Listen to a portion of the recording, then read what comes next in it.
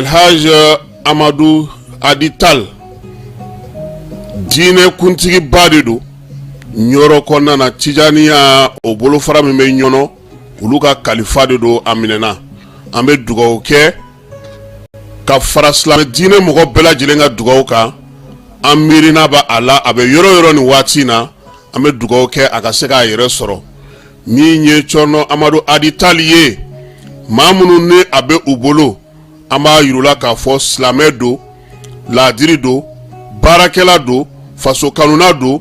miriya nyuma ka bo Mali islamé bela jilen yoro ka nyesi ama yasa aka blali be se ka noga cogo mina aka segi kana aka demaya konna kana bela jilen soro o ya anga layini ye ame dugaw ke ka fara islamé dine bolo fara bela jilen ga dugaw ka falai bebe tilla bebe batola zavia konna misru konna tarkatigu bela jile wuleno ko jobi ambe onabanta fara utaka minye angani chokoroba nyuma nye minya ngani kalfa baynye minya ngani mugadam baynye anyuma misega sege ama tugumina ambo odugo ke ka fara islam nyuma bela jilenga dugo ka ala ka antlodo kibaru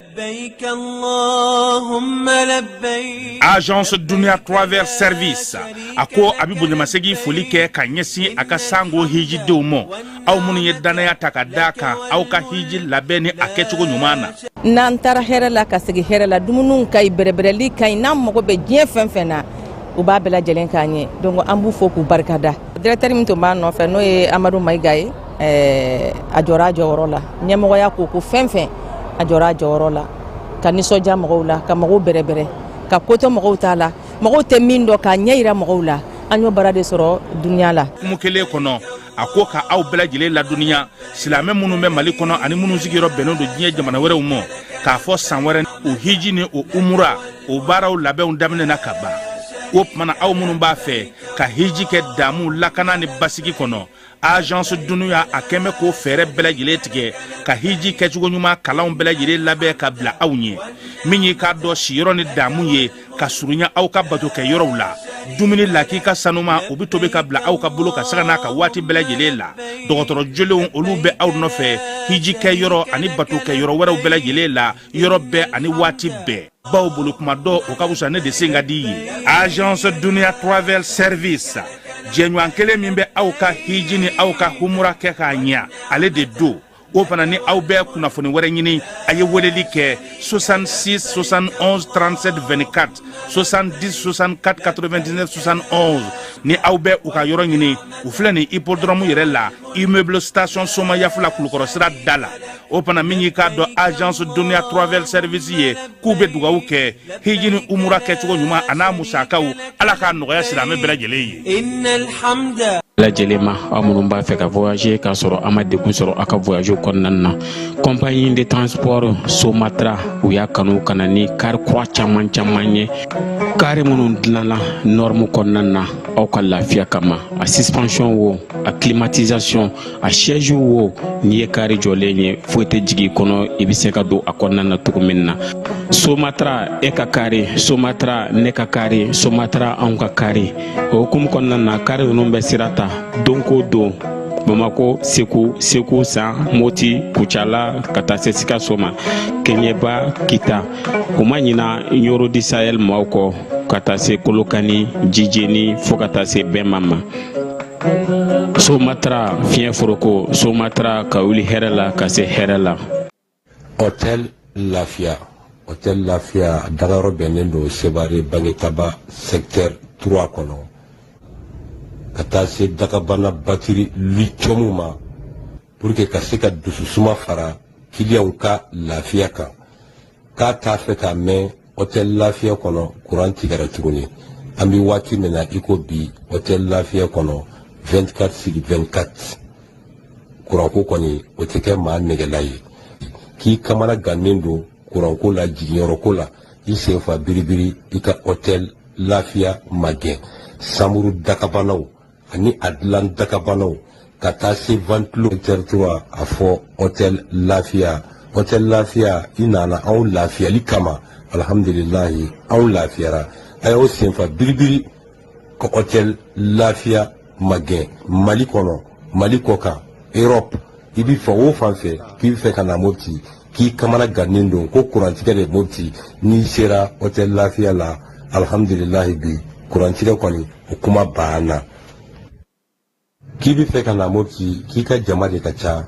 a ka di ye aw bɛɛ ka sɔrɔ ɲɔgɔn kan yɔrɔ kelen pewu hôtel Lafiya hali n'aw ye maa 1000 sɔrɔ aw bɛɛ bɛ se ka jigin hôtel Lafiya kɔnɔ aw bɛ ja ɲɔgɔn fɛ ka wuli ɲɔgɔn fɛ an bɛ fɛ ka formation de kɛ n ka jama ka ca salle de formation bi hôtel Lafiya kɔnɔ min bɛ maa 200 a n'a kunkan fɛn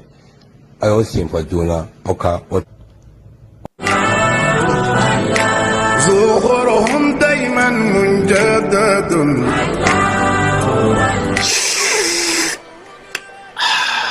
ambade te duma kanubaw ample domine ko bibina bela jile sigle kundo ka temi nani kono anga jamana kono ashurula ni watina no e tever rasul atoko kadi chogo mina ate fanan kadi katemoga tever rasul ka tashin furo kono fika barada kono ana jabe nywana tever rasul nkewo ke ka tewuli fonga benefunji kala o bana ta butiki la doro ikafo ko tever rasul benefunji lama walima tever rasul nyamakula walima a jasmine no mandiye a simple o fana be yino tever rasul ibe jaffe mo fe nyini tela a bela jile be ka nyon zora kono nana anga na nyon nege ni ko te duma bibina iba fo ko tever rasul abe froko chenyi ngono ninga seba samvala la ko rasul a froko sanfe chebe nyame sanfe tamaro shun jugoro wa imago ba nasugo fe o fe na o jabe o froko ga ni mago be a benefunji la maka benefunji jabo ka ni mago be a nyama kula maka nyama ku jabo ka foka tabla jasmine na ana simple tever rasul a jazene do jamana infantan nani bela jilela ni watina grossisi fɛn o fɛn bɛ suguba la ni sera o ma n'an ka quartier kɔnɔ ani sugu wɛrɛw la i bɛ tever rasul sɔrɔ ye ni mago b'a camion va sanda la i bɛ wuli ka se ngolon na i ko makɔrɔ carré kɔnɔna na walima i bɛ nɛgɛjuru bamba 76 44 30 29 79 60 31 60 a n balimakɛ i bɛ ka fɛn o fɛn fɔ tever rasul la ni nin bɛɛ b'a la ayi ne tɛ ɲininkali kɛ tuguni ne bɛ wuli ka taa san tever rasul ka sanu wa a ka di 100% naturel o kuma na an bɛɛ k'a min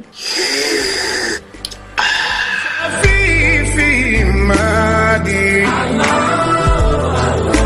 قل أنت مني ka bɛn ni baaraw kɛcogo ɲuman sabatili ye société énergie du mali ale bena mise à jour kɛ a ka compteur perpé isako bɛɛ lajɛlen na donna nataw la ni fɛrɛ kura min filɛ nin y'a dabɔkun ye ka se ka jigiya to ye ani baara kɛcogo ɲuman k'o sabati ani maa minnu bɛ baara kɛ kuran na olu ni ɲɔgɔn cɛ nin compteur baaraw bena kɛ ka bɛn ni octobre kalo tile 16 ye san 2024 b'a fɔ kɛɲɔgɔn bɛɛ lajɛlen ye a bena code 3 de sɔrɔ chiffre 20 na ta o ta n'o kɛra aw fɛ nka a tɛna kɛ kelen ye bilen nin baara in hukumu kɔnɔna la ka se k'a kɛ a ka ɲa kɔdu nunu u bɛ da ɲɔgɔn ka cogo min na o de filɛ nin fɔlɔ i b'o don compteur bɛ sɔn o la i bɛ sɔrɔ ka filanan tugu o la compteur bɛ sɔn o la i bɛ sɔrɔ ka sabanan n'o y'a laban ye k'o tugu o la compteur bɛ sɔn o la edem sa ko b'o kɛ ɲɔgɔn bɛɛ lajɛlen na dɔnniya nin baara kura min filɛ nin ye sago tɛ se ka kɛ a kunna baara hukumu kɔnɔna la n'o y'a sɔrɔ kɔdi minnu salen don aw bolo n'a ma la baara fɔlɔ a y'u la baara ka compteur la yanni nin mise à jour cɛ n'a ye gɛlɛya sɔrɔ walima n'a mɔgɔ bɛ kunnafoni dafalan na k'u b'a da u ka kɛɲɔgɔn bɛɛ lajɛlen kulo kan a y'an ka centre d'appel wele min ye 36 077 walima a ka taa n ka agence dɔ la kelen na dugutigi ni wari dafara e passe da kan ka sira di ne ma sunkalo e kunkolo a tɛ yen dugu wari ko o d'i ma fo dugu ani dugu dun wari t'a de o kɔni kuma t'a la sa e ka sama mɔnɛ to yen i yɛrɛ ta sita sidi ka numéro filɛ nin wari ci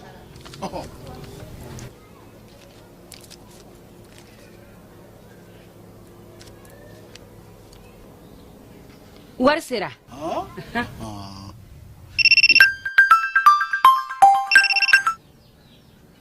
allo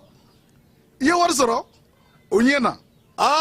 tiɲɛ yɛrɛ la ko ni sama bɛ maa min ɲɛ ko n komi t'i gosi ngonga sama mɔnɛ i yɛrɛ ta a sɔngɔ ka nɔgɔ ni mali wari ci sira bɛɛ ye depo ye fu ye wari bɛ ci fu ni application ye wa bɔsara ye musaka fitini ye sama mɔnɛ ji ni kuran bɛ sara n'a ye krediw bɛ ta n'a ye sanni feere bɛ kɛ n'a ye sama mɔnɛ nin y'anw maliyɛnw ta ye a y'a si filɛ ka nkalon bɔnda an ka ɲɔgɔn dɛmɛ ka binkɛnikɛlaw ni maafalaw ni walijugu tigilamaw kɛlɛ a y'anw dɛmɛ an k'aw dɛmɛ ka binkɛnikɛlaw ni maafalaw ni walijugu tigilamaw kɛlɛ n'a ye kunnafoni sɔrɔ binkɛnikɛlaw ni maafalaw ni walijugu tigilamaw kan a ye nɛgɛjuru ci dɛmɛso la nɛgɛjuru sira fɛ wari tɛ sara min na 80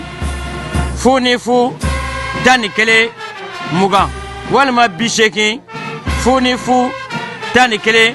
mugan ni fila walima 98 tan ni wolonfila 36 75 ngo 98 tan ni wolonfila 36 45.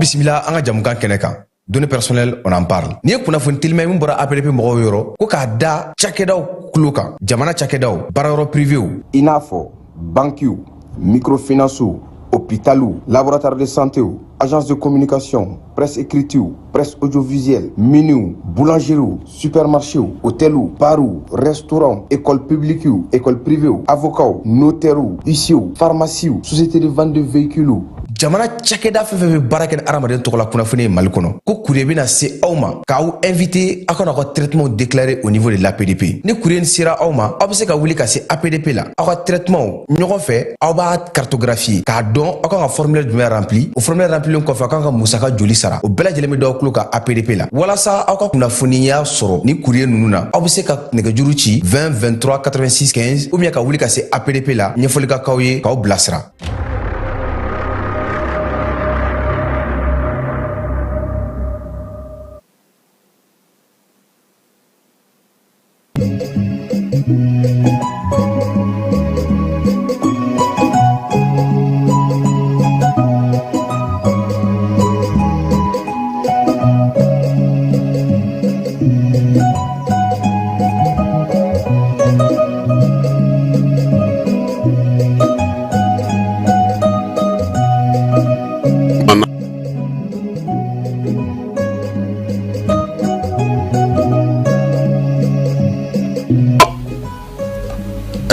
Elhaj Amadou Adital diinɛ kuntigi ba de don ɲɔrɔ kɔnɔna na Tijaniya o bolofara min bɛ ɲɔnɔ olu ka kalifa de don a minɛna an bɛ dugawu kɛ ka fara silamɛ diinɛ mɔgɔ bɛɛ lajɛlen ka dugawu kan an miirina b'a a la a bɛ yɔrɔ yɔrɔ nin waati na an bɛ dugawu kɛ a ka se k'a yɛrɛ sɔrɔ min ye Cɔnɔ Amadu Adital ye maa minnu ni a bɛ u bolo an b'a yirula k'a fɔ silamɛ don laadiri don baarakɛla don faso kanuna don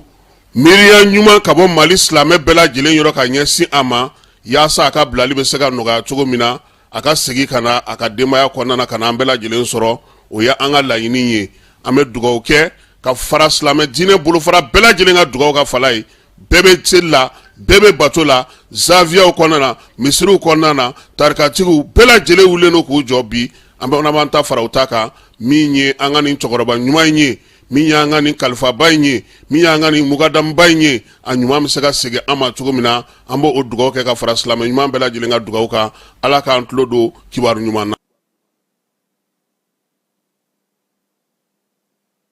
dugutigi ni wari dafara e passe d'a kan ka sira di ne ma. Sunkalo e kunkolo a tɛ yen dugu wari ko o d'i ma fo dugu ani dugu don wara t'a de. O kɔni kuma t'a la sa e ka sama mɔnɛ to yen i yɛrɛ ta. Sita Sidi ka numéro filɛ nin ye wari ci.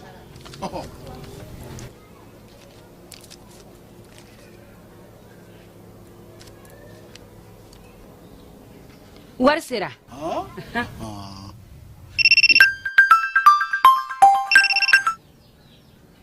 Allo i ye wari sɔrɔ o ɲɛna tiɲɛ yɛrɛ la ko ni sama bɛ maa min ɲɛ ko nkomi t'i gosi. ngonga sama mɔnɛ i yɛrɛ ta a sɔngɔ ka nɔgɔn ni Mali wari ci sira bɛɛ ye dépôt ye fu ye wari bɛ ci fu ni application ye wa bɔsara ye musaka fitinin ye sama mɔnɛ ji ni courant bɛ sara n'a ye créditw bɛ ta n'a ye sanni feere bɛ kɛ n'a ye sama mɔnɛ nin y'anw maliyɛnw ta ye a y'a si filɛ ka nkalon bɔ n da. لبيك اللهم لبيك. Agence Dunia Travers Service ako abibu nyamasegi folike kanyesi aka sango hiji deumo au munu yedana takadaka au ka hiji labeni akechugo nyumana n'an tara hɛrɛ la ka segi hɛrɛ la dumuniw ka ɲi bɛrɛbɛrɛli ka ɲi n'an mago bɛ diɲɛ fɛn fɛn na u b'a bɛɛ lajɛlen k'a ɲɛ donc an b'u fo k'u barikada directeur min tun b'an nɔfɛ n'o ye Amadu Mayiga ye a jɔra a jɔyɔrɔ la ɲɛmɔgɔya ko fɛn fɛn a jɔra a jɔyɔrɔ la ka nisɔndiya mɔgɔw la ka mɔgɔw bɛrɛbɛrɛ ka koto mɔgɔw t'a la mɔgɔw tɛ min dɔn k'a ɲɛ yira mɔgɔw la an y'o baara de sɔrɔ duniya la kumukele kono ako ka aw bɛɛ lajɛlen la duniya silamɛ minnu bɛ Mali kɔnɔ ani minnu sigiyɔrɔ bɛnnen don diɲɛ jamana wɛrɛw ma k'a fɔ san wɛrɛ o hiji ni o umura o baaraw labɛnw daminɛna ka ban o tumana aw minnu b'a fɛ ka hiji kɛ damu lakana ni basigi kɔnɔ agence Dunuya a kɛmɛ k'o fɛɛrɛ bɛɛ lajɛlen tigɛ ka hiji kɛcogo ɲuman kalanw bɛɛ lajɛlen labɛn ka bila aw ɲɛ min ye k'a dɔn siyɔrɔ ni damu ye ka surunya aw ka bato kɛ yɔrɔw la dumuni laki ka sanuma o bi tobi ka bila aw ka bolo ka saga n'a ka waati bɛɛ lajɛlen la dɔgɔtɔrɔ jolenw olu bɛ aw nɔfɛ hiji kɛ yɔrɔ ani bato kɛ yɔrɔ wɛrɛw bɛɛ lajɛlen la yɔrɔ bɛɛ ani waati bɛɛ baw bolo kuma dɔ o ka wusa ne de sen ka di ye agence Dunia Travel Service jɛɲɔgɔn kelen min bɛ aw ka hiji ni aw ka humura kɛ k'a ɲɛ ale de do o fana ni aw bɛɛ kunnafoni wɛrɛ ɲini a ye weleli kɛ 66 71 37 24 70 64 99 71 ni aw bɛɛ u ka yɔrɔ ɲini u filɛ ni hippodrome yɛrɛ la immeuble station Soma Yafula Kulukɔrɔ sira da la o fana min y'i k'a dɔn agence Dunia Travel Service ye k'u bɛ dugawu kɛ hiji ni umura kɛcogo ɲuman a n'a musakaw ala k'a nɔgɔya silamɛ bɛɛ lajɛlen ye. Innal hamda.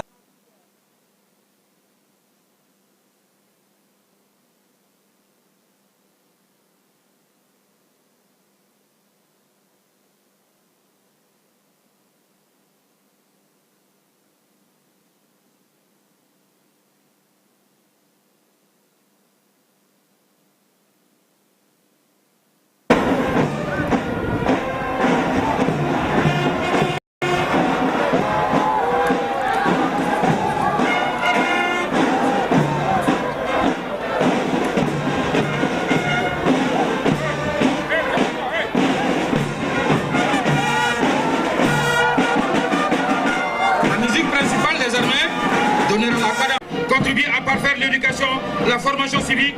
professionnelle et physique des jeunes en vue de leur participation effective et entière au développement économique. L'administration pénitentiaire et les délégations surveillées.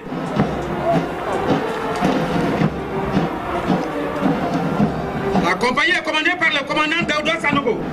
Sa devise, surveiller, rééduquer, réinsérer. La première section commandée par le lieutenant assistant Maïga. Ce groupe. Lebaw ni an lamɛnbaaw an b'aw bɛɛ lajɛlen fo ka waleɲuman dɔn minnu sɔgɔlen no jani na an b'aw fo ka aw bɛɛ lajɛlen waleɲuman dɔn Kebajalo bita an t'a bila dagirinda la sabula Algérie ale ni Mali ka ko olu bisibasalen no ni waati na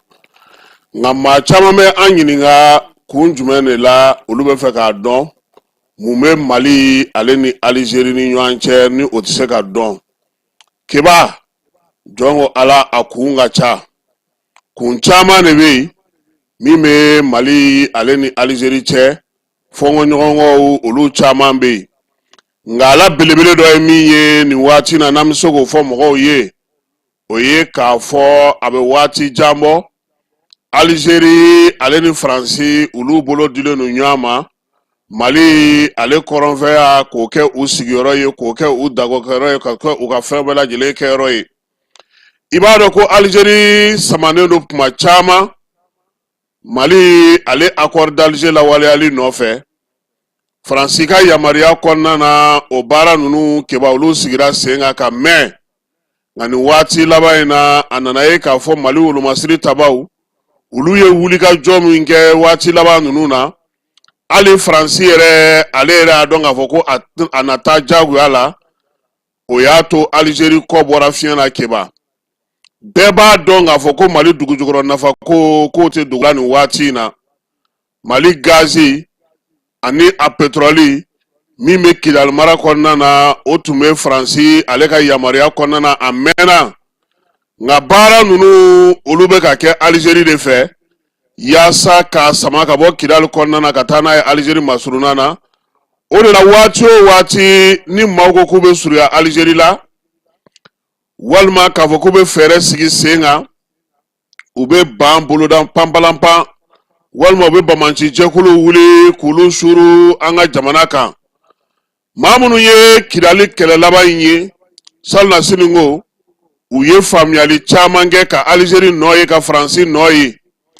tiɲɛ don Faransi ale tun tɛ baaraba caman kɛ nka ko ninnu bɛɛ lajɛlen tun bɛ salo n'o ye pétrole ni gazi ye ka taa Alizeri ale masurunan na ka taa ale fɛ yen o de la min ye armée kɛlen ka Kidal minɛ u taara bɔ ko caman de ka Kidal a n'a lamini duguw kɔnɔna na min kiiri bɛ ka bɔ Alizeri la nin waati in na o de la i m'a ye tuma o tuma n'a fɔra dɔrɔn ko ka Kidal ko kɛlɛ ninnu ni tɛnzawatɛni kɛlɛw kɛ Alizeri ale de wuli k'i jɔ ka ban boloda ka mankan wuli fan bɛɛ lajɛlen fɛ bamanci jɛkulu ni ninjuguya jɛkulu a bɛ olu sigi sen kan sabula a b'a dɔn k'a fɔ a tun bɛ baara min na ni Faransi kɛlen don k'a kɔkɔrɔma don o la o waleya cɛjugu caman yera u nɔ na bi Alizeri ale yɛrɛ ka ja a binna o kɔnɔ sabula kabini Mali wolomasiri tabaw ye Kidal kɔnɔna sɔrɔ keba u bɔra ko caman kalama u ye Alizeri nɔ ye u ye Alizeri baarakɛcogo ye u y'a ye k'a dɔn k'a fɔ Alizeri ye kojugu dama minnu kɛ an ka jamana kɔnɔna na dugujukɔrɔ nafa o nɔfɛla la wa hali sisan ale Alizeri kelen ale de bɛ fɛ sa Polisario fana ka wuli ka Maroc k'o kɛlɛ yaasa min ye dugujukɔrɔ nafa min bɛ a ko o fana sɔrɔ k'o don a nagakɔrɔla la keba jateminɛlaw ko kabini san 1962 min ye sɛgɛsɛgɛlikɛlaw ye u ko ko Mali pétrole a n'a gazi a bɛ ka bɔ Alizeri fɛ Alizeri a b'o de kɛ ka baara kɛ a b'o de kɛ ka jago kɛ a b'o de kɛ ka diɲɛ magobatigiw ani kobaw kɛ waati laban in na jateminɛlikɛlaw y'a yira k'a fɔ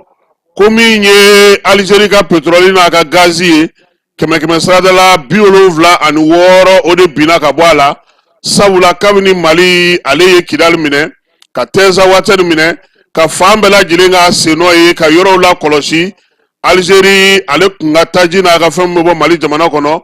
o kulu bɛɛ lajɛlen jɔra pewu keba sɛgɛsɛgɛlikɛlaw ni kimɛlikɛla minnu bɛ bi nin ko in kunna u y'a yira k'a fɔ ko Alizeri a ka se ka dɛsɛ ka don BRICS kɔnɔna na n'o ye Brésil, Afrique du Sud, Russie ani Inde ka jɛkulu ye k'a sɔrɔla nin de fɛ sabula mun nana ye k'a fɔ k'u bɛ ka sɔrɔ minnu kɛ dugujukɔrɔ nafa minnu n'u bɛ k'a yira a caman bɛ ka suɲɛ jamana wɛrɛw de kɔnɔna na mun tɛ Alizeri yɛrɛ ye a halala nafolow tɛ a bɛ ka t'u ta jamanaw la o dɔnna cogo di Kidal kɛlɛ sen fɛ Mali n'a dɛmɛbaga jɛkulu olu ye wulikajɔ minnu kɛ nin waati laban ninnu na u taara bɔ Alizeri de nɔ kan gazi bɔyɔrɔw pétrole dingɛw min ye baara juguw ye sa ka se ka dugujukɔrɔ ji sumanen ninnu k'olu bɛɛ lajɛlen salo ka taa u fɛ yen yaasa u ka se ka kɛ olu de y'o baaraw bɛɛ lajɛlen kɛ wa keba nin waati in na Alizeri a ka wuli a ka mankan a ka kule Mali ka ɲɛsin ale ma nin jɔyɔrɔ ninnu dɔw b'a la han a nɔ belebele dɔw o ye nin ye ka da mun kan sabula a kun fɔr'u ɲɛna a mɛnna ko Mali ale tɛ accord ko in na bi a t'a la sini wa fɔr'u ɲɛna fana k'a fɔ ko Mali a tɛna segin a kɔ wa fɔr'u ɲɛna fana Mali a bɛ ka minɛn minnu san waati caman Alizeri ye ɲinini kɛ Irisiw fɛ kun jumɛn na u bɛ nin minɛn ninnu bɛɛ lajɛlen feere Mali ma u ka se k'a ɲɛdɔn o de kɛra ko bɛɛ lajɛlen la kabakoma yɔrɔ yɛrɛ ye keba olu bolo anw m'an ka minɛn foyi san an kan ka to an ka degun ale kɔnɔna na an ka dɔnkilidala min bɛ yen n'o ye Worokiya Tarawele ye keba ale y'a yɛrɛ sɔrɔ han a ka maaw n'o y'a ka avocat ye n'o ye Dimitri ye ale ni a ka sonaldonbaga tɔw u ko min ye Worokiya ye ko kiiri kun fɔlɔ tɛmɛnen kɔfɛ kun filanan o kɛra bi o senfɛ sa min ye sonaldonbagaw ye u y'a yira sa k'a fɔ k'u ye bɛnkan sɔrɔ yaasa min ye Worokiya ye a yɛrɛ bɛ se k'a yɛrɛ sɔrɔ cogo min na keba nyoro di sahel kaw fe olu ka trésor pr o nyente dugu kono nyoro de no ya soro ma chama ngoni ku sigide no ka ale kono ma ko fole kamina ya joro ta nyoro nga ube ka nyini ka dese mi ye directeur national du contrôle financier obe directeur des marchés publics no sigide no nyoro ngona na olu ka chiro mbela jirembe nga mi ye trésorier pr ayende folo de nyoro di sahel kaw ko ku magobe ala aka seka na yasa aka seka barake keba jerebere jekulu munumbe ni ulu kunyila ka ulika joge wati labayina ka yira sako franje fanga ko ga dance gala kamni mars kalo temeni uye bataki ke bifana kuye jamana kuntigi ka kiwariya lame jamana kuntigi la seliminga sanelema la kuyo lame wa bibi na sako ulu koni parti politique keba uya yira saka fo ko fo angata kalata de la ko kalata do ka fo uye nyema ku jorola kalata boboli mununga dogokoro ni ku tnana jeno ye ko kanto ni kene kan ye kene mi flene no tiga nyene wo tatega menesi tiga bo kulu tnana jeno oye tuguni ku ba fe kalata ga ke ko sabula musaka ko kuma bala jilen fora uya yira sa ko ulu kon me mi nyini oye kalata o ka sigi senga jona ka soro munumunu salo were o mado ola gouvernement aleni classe aleni parti politique ga nyanye ugasika kuma fanga alibese tugumina kana beya o hukumu konnana uya yira fana ko gouvernement ga chronogramme ndo sigi senga mimba to kalata ko mna na ke tugumi ko yani keba min sanklo saba folo ko ka ba ku ko barake uya yini gouvernement fana fe fana kaka fere sigi senga ko ya sasa miye malide mbela jele o service ga don tugumina bara inkelila ukalla ini na miye o yesa ko kuma nyonya mi ye beya sabatili yere koko sigi senga yasa mama be sa no le politique nubu hakli na ufo ani mamu no me jamana koka politique mugo nulu kanu ga degun soro ga to sigi jamana koka ani mamine ba koka odabla parti politique munu ye sebe fasiri keba o ye MCRFP malikurai adema PACG yelema parena adema association alternative Mali PS Yelenkura ADPR kata ADRP Maliko Yerakoi VNDA aleni CNDR ulu de seben fasiri kadi kuna fondila uluma bit legai okonnana Bamako meriba délégation spéciale nyema keba kwa balla ka ye bololo straka ko mado be kuluga vienti fere kuba da bela jele tloga ko vienti katika fere de ulu ye vienti mindi mauma o teka fere bololo strafe ni mami ba fe ga sa machine me ulubolo machine meriba de konnana mama ni ikoni tara bololo ka kiye vienti sa be fula wa ka wari tara fula sabula ulu sentala o ka barate ola meri di distriki ko mamunu ko ni waliya inke ube wololu madabla jamana do ma ko haglu to yerala sabula meri ale ka vienti fere meri ayoro folenu machine kerengere ne munu be nu keleno kulu sigisa olu bela jele sigile yoro doneno aywa keba amba do fana ka fo miye sugula mawye olu wuleno kujo collectif do olu koni baro sigika bi chambre de commerce tewa kibara mu soro lo kenaga etume anga jego o lame no e sinago dem yere sigido 2005 kana sisana président manke flaya kono ni chemar saoute jogelo de segena marché aujourd'hui ala kan kisi ala kuma foli yere ma tellement mandai avec jeni samino kera sinago dem sigi san folo wati wa soro sinago dem ka activité kono amakalo damado soro marché aujourd'hui jora a san joleni amajo kuma te ka fo jombe feriga kono on commerçant détaillant mo côté soro kolido soro dogara demen dogara donc ay bolbol mununke faut que l'enseigne wati là parce que mo mi ngo bi tie febe ita sered là mo ba fo ko seria mayni mo che seria kay ni mo che de parce que femi tuma oni yonche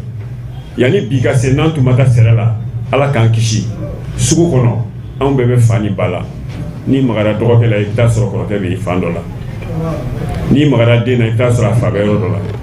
anye ala deli ala yan kisho bala ubema ma kile samwa ibe nyamwala kari a bila mɔgɔ wɛrɛ ka na an t'i jalaki foyi la san bɛ ban mandat bi ban bilan tɛ fɔ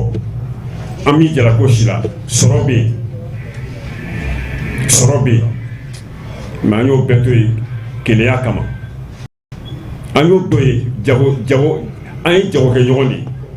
i b'a ta ni bolo ka taa feere ka dɔ ɲini a kan sinon anw ye jagokɛla min ye anw man ka se ni ɲɔgɔn ye fanga la baarakɛyɔrɔ ti Mali in kɔnɔ administration ti Mali kɔnɔ ne ma lettre ci mɔgɔ ma a tɛ yen ministère tɛ Mali kɔnɔ a bɛɛ dossier bɛ n bolo yan a bɛɛ décharge bɛ n bolo yan k'a fɔ an y'i ka lettre sɔrɔ a bɛɛ b'i bolo yan comme témoignage mais an dɛsɛra an labanna ne yɛrɛ bakun n ko pour que jama kana yɛrɛkɛ anw de bɛ fa la an bɛ ba la Cheikh Umar Sago san 2 ɲininan fɛ an banna ne bɛ san 5 d'i ma seerew bɛ na yan n b'a ɲini n ka jama fɛ n'u sɔnna an bɛ san 5 d'i ma n bɛ papier sɛbɛn k'a d'an ma a ka nin mandat bɛɛ kɔfɛ dɛ e t'i présenté tugun a ko a sɔnna a ye engagement signé k'a bila ka na o y'a sɔrɔ piège b'a kɔnɔ a don ni nin de tun bɛ yen a ye min bila ka na an ka secrétaire administratif parce que n'i ma mɔgɔ tɔgɔ fɔ i bɛ nkalon tigɛ a dogolen tɛ mɔgɔ si la bi Mali commerçant jagokɛlaw bɛ cogoya min na bi a dogolen tɛ mɔgɔ si la bi depuis kunu gɛlɛya min bɛ yen o gɛlɛya de bɛ ka continuer bi ka taa parce que an ka jagokɛlaw an tun feerelen de don an kɛra jagokun de ye an ka ɲɛmaaw fɛ an ka ɲɛmaaw y'an ta k'an kɛ ka jagokun ɲini u ye jagokun sɔrɔ m'an tɔgɔ ye donc fanga b'o de kɔnɔ bi syndicat fila tɛ sigi Mali kɔnɔ ka ne ɲɛwagalen to yan ka nin syndicat kelen to yan n y'a fɔ régionaux ye n y'a fɔ coordinateur ye n y'a fɔ bɛɛ ɲɛna n y'a fɔ Kanaji ɲɛna a ye ɲininka siɲɛ joli n ko tɔli syndicat fila tɛ yen mɔgɔw nana nɔfɛ ko ka syndicat wɛrɛ créer ko ka nin to a bolo n k'a tɛ créer nin de bɛ minɛ k'a jɔ k'a tilen an bɛɛ bɛ taa nin de fɛ ni nin tɛ foyi wɛrɛ tɛ yen syndicat wɛrɛ ma créer fɔlɔ tapage de bɛ yen a kana to a ka don tapage kɔnɔ sa a ye sabali sa an ye Bamakɔ de an b'a dɔn fɛn bɛ yen o e ye congrès la e ka syndicat sigira ni congrès e ye congrès la e dun b'a fɔ k'a créer la a ye sabali sa a kana don a ka don tapage kɔnɔ a kana yɛrɛ a kana siran foyi tɛ yen anw de bɛ yen nous sommes des vrais acteurs n'an ma sɔn mun bɛ kɛ n'an ma sɔn mun de bɛ kɛ anw de bɛ sɔn a bɛ kɛ n'an ma sɔn a tɛ kɛ o ni maa mɔgɔw k'i dalen don i yɛrɛ la ko dɔ lase suguba kɔnɔ dɔrɔn a to nɔ a lase dɔrɔn a lase sugunikura la dɔrɔn a lase Banankabugu sugu la dɔrɔn a lase sugu min y'i diya k'i bɛ taa kɛ n'a y'a sɔrɔ i ye vrai acteur ou bien n'a y'a sɔrɔ i ye syndicat ɲɛmaa ye an tɛna dɔn wa nin tɔn in nin bɛ ka labɛn ko dɔ de kama tɔn min bɛ ka créer a bɛ ka labɛn ko dɔ de kama wa ko min don an ka jamana déstabiliser anw ɲɛna c'est fait pour la déstabilisation de ce pays. Merci. Anw bɛ nin pouvoir min bɛ fanga la nin ye an bɛ nin dɛmɛ an seko an damayira ani an ka nafolo an b'a dɛmɛ nin pouvoir min bɛ fanga la parce que Mali y'anw de ta ye sinon kunu olu de bɔra dɔn k'a fɔ ko dédouanement man gɛlɛn u y'a fɔ yan u m'a fɔ u y'a fɔ u ko degun tɛ commerçant kan u y'a fɔ u m'a fɔ u m'a fɔ k'anw ye bandiw ye wa u ko mobili minnu bɛ ka bɔ Lomé ka na ko misi ni minɛnw de bɛ ka taa déposer Lomé ko ka transit kɛ ko ka na n'a ye ka nkalon tigɛ ka da mɔgɔw la kabini a don fo bi u ma lafiya a sera mɔgɔw ma lafiya u y'a fɔ u m'a fɔ est ce que olu b'an ka baara la est ce que olu b'an ye wa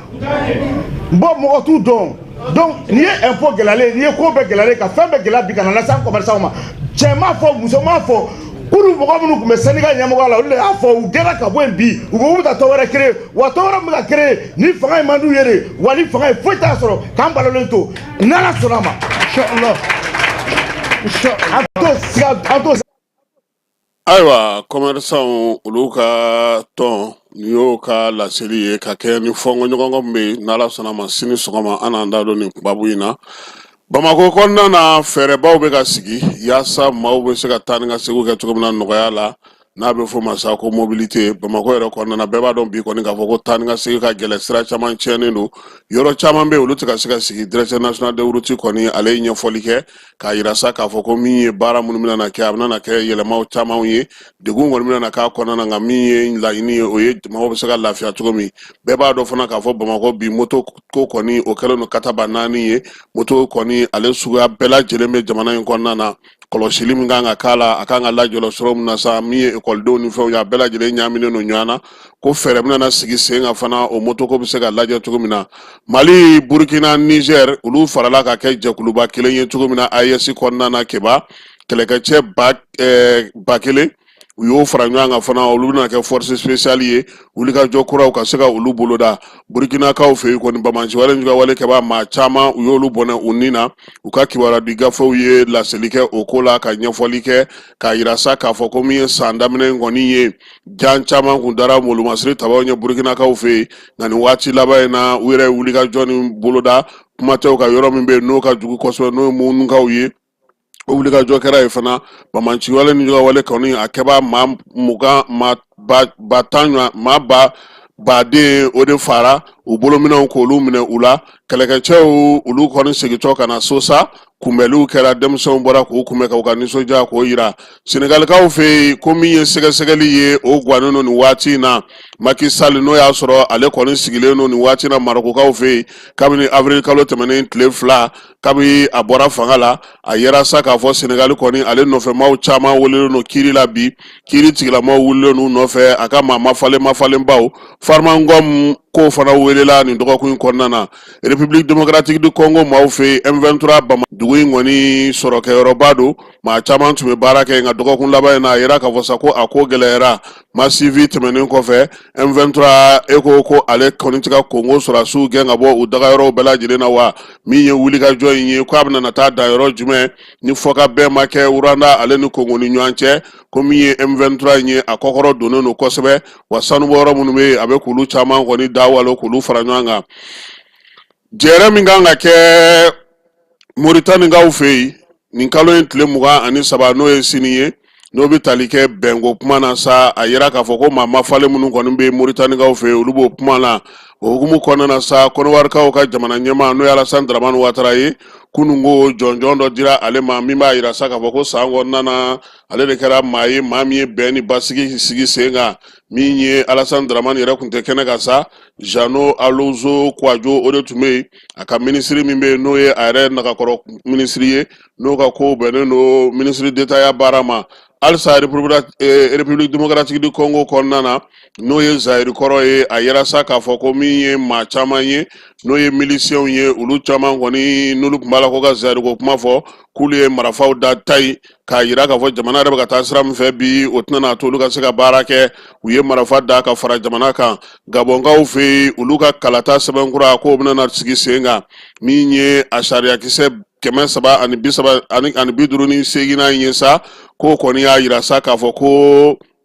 kalata a bɛna na boloda ɲinansan kɔnɔna na basigi ani lafiya kɔnɔna na i n'a fɔ bɛɛ lajɛlen y'a ɲini cogo min Maroc ale ka wulikajɔw n'a ka feereliw min ye a ka yiridenw ye o baaraw ko olu kɔni kɛli u ye min kɛ san kɔnɔna na k'o darawuli bonyana kosɛbɛ min ye tɔni 1,600,000 ani 600 ɲɔgɔnko ye minan na Marokokaw u y'o de bɔ k'o feere yɔrɔ caman na k'a daminɛ janvier kalo tile 17 na ka na sisan na sa min ye Maroc yɛrɛ ye a ka wulikajɔ n'a ka cɛsiri n'a ka feerelikɛlaw ko olu fana kɛlen don ka wuli k'u jɔ musaka kɔni k'u b'o sɔrɔ kosɛbɛ sabula an dafɛ jamana ninnu caman bɛ u ka lemurubaw n'u ka namasaw n'u ka yiridenw fɛ ka tɛmɛ u yɛrɛ fɛ yen taw ka ko bɛ ka Maroc kɔni sankɔrɔta kosɛbɛ yiriden feere la an daminɛ ninnu bɛɛ lajɛlen na Tanzanikaw fɛ yen olu ye fɛɛrɛ kɛrɛnkɛrɛnnen sigi sen kan nin waati in na yaasa bana cɛjugu min bɛ yen o bɛ se ka kunbɛn cogo min ye Tanzani jamana ye a kɛba Tanzanikaw sɛgɛnna bana in yɛrɛ tɔgɔ ye ko Marburg in 100 sirada la k'a bɛ ka maaw minɛ dɛ wa denmisɛnninlakaw k'olu de ka ca fura dun ma sɔrɔ a la min ye a kɔni a bɛ fari guwan kosɛbɛ min ye fasasiraw ye k'olu ja kɔnɔboli bɛ tugu a la fɔnɔ o bɛ sɔrɔ ka na ko min ye bana in kɔni ye k'a ye a b'a to fana i bɛ joli caman bɛ bɔn wa ko furama sɔrɔ a la min ye bana in yɛrɛ kɔni kɛlen no dabaliban koba de Tanzanie nka u yɛrɛ y'a layɛ sa u ka jamana kɔnɔna na maa minnu n'olu fɛɛrɛ ka bɔ k'olu dɔw wele yaasa u bɛ se ka hakili jagabɔ kɛ ko in kan cogo min na turikikaw fɛ yen kunungo tasuma o y'olu ka lotɛliba dɔ minɛ lotɛli in sa ale dara wuli ka bon kosɛbɛ ko station de tun b'a kɛrɛfɛ kɛba maa 66 olu de fatura 51 olu jogina min ye maa 4 ye kuma tɛ yɔrɔ in yɛrɛ directeur ma olu u y'olu minɛ k'olu bila kaso la fɔlɔ sabula ko munna u y'a to station o ka taa sigi ni lotɛliba in kɛrɛfɛ a ɲɔgɔnna caman b'anw fɛ yan dɛ kasara a ma ɲi ne kɛba États-Unis gaw olu ka jamanakuntigi kura o sigira nin kalo in tile 20 no o ye Donald Trump ye a kɔni y'a yira sa k'a fɔ ko danfara caman bɛna don ale ni min ye mara kɛcogo cɛ marakɔrɔ kɛcogo cɛ kɛba sigili ni sisan cɛ a ko ko min ye u ni Mexique cɛ ye baara mun kun fɔra a y'o boloda ye k'o sigi sen kan k'u na kogoba jɔ u ni Mexique cɛ min ye u ka maaw ye maa bɛ baara kɛ u fɛ n'o ye tungalamaw ye ko olu kɔni olu ka baaraw kɛcogo ko bɛna yɛlɛma kalo 4 in kɔnɔna na ka fara ka fana maa minnu bɛ n'olu kɔni bɛ drogue ko ni bamanciwale ni wale kɛbaw la ko a tɛna olu kɔni nɛmɛnɛmɛni minɛ États-Unis ka minnu États-Unis ko a bɛ bɔ cɛsirike naani kɛnɛya tɔnba ko États-Unis bɛ bɔ o kɔnɔna na kɛba États-Unis bɛ bɔ France ka bɛnkan min kun sigira n'a b'a fɔ ko accord de Paris ka kɛ ni waati yɛlɛma kɔlɔlɔw ye k'u bɛ bɔ o fana na États-Unis ale ni Israël u bɛ baara minnu kɛ Cisjordanie k'u bɛna a lajɛ ko o ɲanginiw fana k'olu dulon nin waati in na min ye gouvernement maaw ye u ka gouvernement baarakɛlaw i jagoyalen tɛ tuguni ka covid pikiri kɛ cɛ ni musoya ale ni cɛ ni cɛya o la baaraw ko jɛ tɛna na kɛ n'olu ye tuguni maa minnu bɛ yen n'olu bɛ waleyaw kɛ sa o kɔni nin y'o bannen ye min ye den ye n'o o wolola États-Unis kaw fɛ yen kɛba ko na do bɛrɛ la min ye jamanakuntigi ye ale kɔni ka baaraw ka sigiyɔrɔ la fana yɛlɛma bɛna don nin bɛɛ lajɛlen na kuma la teliyala dɔrɔn kɛba min ye Donald Trump ye a sigira kan min kan a bɛ k'o de lawaleya TikTok k'a kun kan ka o jɔw fɛ a ko k'o to yen fɔlɔ k'u bɛna o k'o jateminɛ fɛn fɛn kɔni ye sɔrɔdasi kunda ye k'a fɔ ko maaw bɛ u yɛrɛ kɛ cogoya sugu dɔ ye k'a sɔrɔ u tɛ min ye k'u tɛna jɛ n'o ye u ka jamana kɔnɔ a tilalen kɔ kɛba sɛbɛnni ninnu bɛɛ kɛli la a ye bigi yari koyi i tɛ bigi yira Trump a tilara yɔrɔ min a ye sɛbɛn ninnu fa siri n'o ye degré 80 ye a y'a bigi bɛɛ fili o de filitɔ filɛ nin ye a bɛ k'a di mɔgɔw ma a bɛ bigi wɛrɛ ta tuguni a b'o fana a bɛ wuli k'i jɔ a kama yɛrɛ koyi ɔhɔ ko ayi hɔn n ye nin kɛ n y'a kɛ nin bigi ye e ka nin minɛ yan fɛ a bɛ k'a bɛɛ di mɔgɔw ma kɛba min ye k'a yira sa ko jamanadenw n'u ye kala ta i ye aw mana bɛn min kan i k'a bɔ a sira fɛ wa kɛba ninnu ka jamana sɛbɛn mana kɛ jamanakuntigi fɛ o y'o donnen ba la dɛ Trump ni maaw bɛnna min kan k'a bɛ kala ta u ye min kama u ye kala ta ye min kama o de lawaleyali ye nin ye ka kɛ ni kow ale n'u kɛcogow ye farikolo ɲɛnajɛ ko la kibaruya la kɛba an bɛ se k'a fɔ e ko an ka a tɔgɔ ye di Aigle ka kapitɛni Amari ale tɛ ya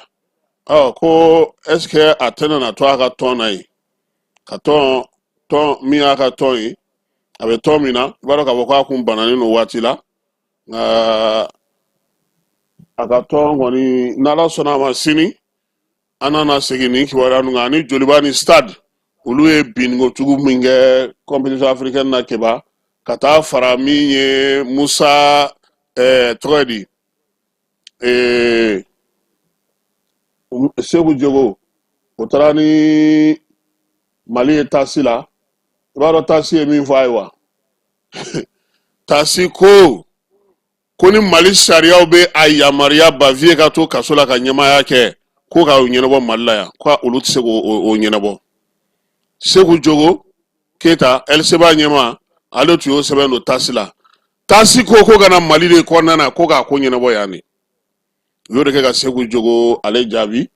anw ye min fɔ Amarika ko la o ye Real Sociedad ye min ye Amari ye ko a na to yen sa fo juin 2026 a na ko Real